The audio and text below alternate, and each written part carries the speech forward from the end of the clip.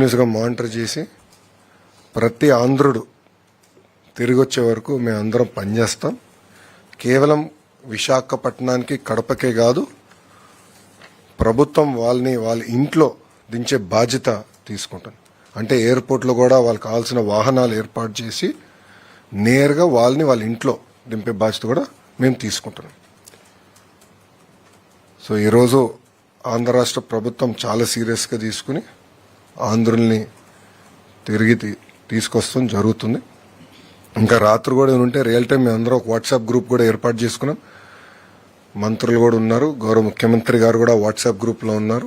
మేము అందరూ అది రియల్ టైం మానిటర్ చేసుకుంటున్నాం సిచ్యువేషన్. ప్రతి 2 గంటలు ఒకసారి కూడా మేము గౌరవ ముఖ్యమంత్రి గారికి సిచ్యువేషన్ ఏంటి, గ్రౌండ్ పరిస్థితి ఏంటో తెలియజేస్తాం జరుగుతుంది. సో రేపు సాయంత్రం కల్లా మ్యాక్సిమం లేట్ నైట్ రేపు రాత్రి కల్లా అందరూ క్షేమంగా వాళ్ళ ఇంటికి చేర్చే బాధ్యత ఆంధ్ర రాష్ట్ర ప్రభుత్వం తీసుకుంటుంది.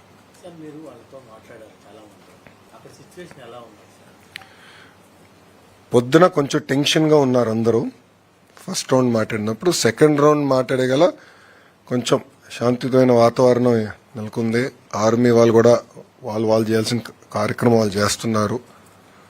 సో ఇప్పుడు ప్రశాంతంగా ఉంది అనేది వాళ్ళు చెప్పారు. కానీ వాళ్ళు వెళ్ళినప్పుడు కొంతమంది అయితే ఏకంగా బస్ స్టాండ్లో దాక్కునే పరిస్థితి, అప్పుడు బస్ స్టాండ్ కూడా తగలబెట్టారని వాళ్ళు చెప్తాం. ఒకరైతే ఏకంగా రోడ్డు పైన ఉన్న పరిస్థితి మొత్తం మాకు చూపించారు. అంటే రాత్రి షాపుల పైన జరిగిన దాడులు కానీ, హోటల్స్ పైన జరిగిన దాడులు కానీ అవన్నీ కూడా వీడియో కాల్ ద్వారా వాళ్ళు మాకు చూపిస్తాం కూడా జరిగింది. సో ఒక మాటలో చెప్పాలంటే నిజంగా అందరూ చాలా భయపడ్డారు, చాలా ప్యానిక్ అయ్యారు. ఒక పక్కన వాతావరణం కొంచెం కామ్ అవుతాం, రెండోది ఆంధ్ర రాష్ట్రం నుంచి మేము అంటే 12 గ్రూప్స్ ఉన్నాయి కనుక 12 మందితో మాట్లాడి, కోఆర్డినేటర్ ఉన్నారు కనుక కోఆర్డినేటర్తో మాట్లాడి మళ్ళీ అందరితో కూడా మాట్లాడి మేమున్నాం, మీకు ఏమైనా ఇబ్బంది ఉందంటే ఇమీడియట్గా మాకు ఒక ఫోన్ చేయండి, ఒక మెసేజ్ పెట్టండి, we'll take it up seriously అని చెప్తాం కూడా జరిగింది. సో ఆ ప్యానిక్ రియాక్షన్ లేకుండా మేము చూసుకున్నాం. అట్లా ఏం ప్రాబ్లం, మెడికల్ అటెన్షన్ ఏం అవసరం లేదని కూడా వాళ్ళు చెప్పారు. మెడిసిన్స్ ఏమైనా అవసరమా అని కూడా అడిగాము. సరిపడా స్టాక్ ఉన్నాయి మాకు, నో ప్రాబ్లం అని చెప్తాం జరిగింది. వాళ్ళు రియల్ టైం చెప్పారు. అంటే ఎప్పుడు ఇది ఎయిర్పోర్ట్ ఓపెన్ అవుతుంది ఏంటి, ఫ్లైట్స్ ఎప్పటికల్లా రావచ్చు, అవన్నీ కూడా టైం టు టైం మేము కోఆర్డినేట్ చేసాం. ఇప్పుడు కేంద్రంలో మన మినిస్టర్ ఆఫ్ సివిల్ ఏవియేషన్ రాము ఉన్నాడు. రాముతో కూడా నేను దాదాపు ఒక 10-12 సార్లు మాట్లాడా ఈరోజు. సో ఆయన క్యాబినెట్ మీటింగ్ వెళ్ళే ముందర మాట్లాడా, క్యాబినెట్ మీటింగ్ వెళ్ళిన తర్వాత కూడా మాట్లాడా. మీటింగ్ అయిన తర్వాత మాట్లాడిన తర్వాత ఆయన కూడా ఒక మీటింగ్ పెట్టుకున్నారు ఢిల్లీలో. పెట్టుకుని ఒక ఆంధ్ర రాష్ట్రమే కాదు, రేపు మహారాష్ట్రకి ఏంటి ఎన్ని ఫ్లైట్లు వేయాలి, ఢిల్లీకి ఎన్ని ఫ్లైట్లు వేయాలి కూడా. ఎందుకంటే భారతదేశంలో ఉన్న భారతీయులందరూ తిరిగి తీసుకురావాలి కదా. సో ఆ బాధ్యత కూడా రాము తీసుకుంటున్నాడు.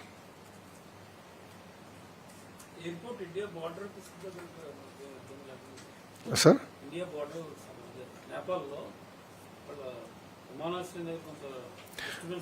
లేదు, ఇప్పుడు అంతా ఇష్యూ సెటిల్ అయిపోయింది, పర్మిషన్ ఇచ్చారు. సో అందుకే రేపు మధ్యాహ్నం కదా మనం ఫ్లైట్ వెళ్తుంది మన వాళ్ళు వైజాగ్కి. ఇంకా ఐ థింక్ అక్కడి నుంచి 2.5 గంటల ఫ్లైట్ మనకి వైజాగ్కి. వైజాగ్ నుంచి ఒక 45 మినిట్స్ కడప.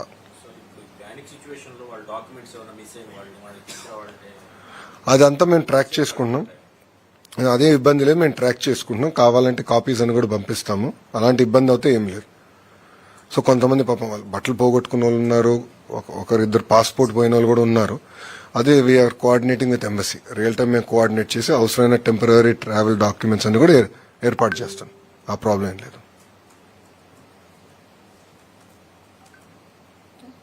ఓకే,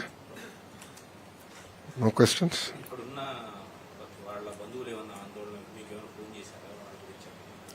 అలాంటి పరిస్థితి రాలేదు, ఎందుకంటే వాళ్ళే డైరెక్ట్గా మాట్లాడుకున్నారు కనుక ఆ పరిస్థితి ఏం లేదు.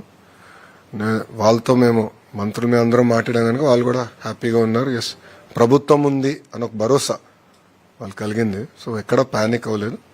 టైం టు టైం వాళ్ళు కూడా ఫీడ్బ్యాక్ ఇస్తున్నారు. లైక్ కొంతమంది మాకు రోడ్ ఓపెన్ అయింది, మేము ఏం చేయమంటారు, బార్డర్కి వెళ్ళొచ్చా, మీ అభిప్రాయం ఏంటని కూడా అడిగారు. మేము కొంచెం డైరెక్షన్స్ ఇచ్చాం.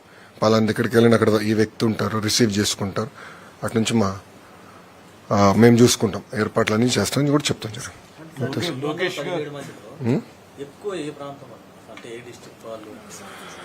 ఇప్పుడు విశాఖపట్నం నుంచి 42 మంది, ఎక్కువ మిగతాది విజయనగరం నుంచి 34 మంది, కర్నూలు నుంచి 22 మంది.